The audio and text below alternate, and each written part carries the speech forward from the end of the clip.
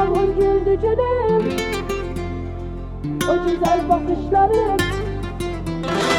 Sevirem ben seni yar, sinem yar güzelim.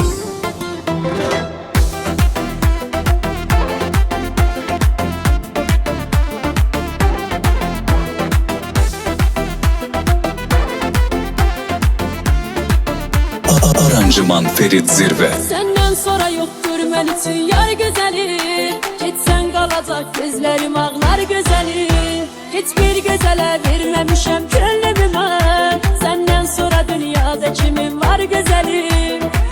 Güzelim tan güzelim, sana kurban güzelim.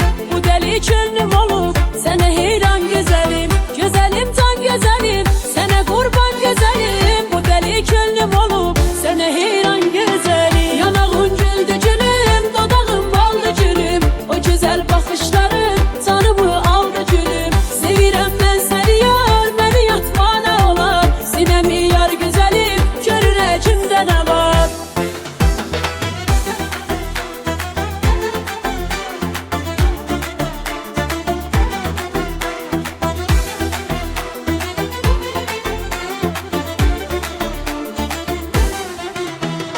Sen bu garip Mecnun'a Leyla güzeli. Kurban o kara gözlere dünya güzeli.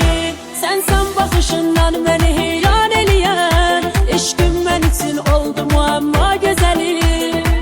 Güzelim tan güzelim, sana kurban güzelim. Bu deli gönlüm olup sana heyran güzelim. Güzelim tan güzelim, sana kurban güzelim. Bu deli gönlüm olup sana heyran güzelim. Yanağın güldü gülüm, dodağın baldı gülüm. O güzel bakışların tanımı aldı gülüm. Sevirem ben seni yar, beni yatmana olar. Sinemi yar güzelim, görür kimde ne var?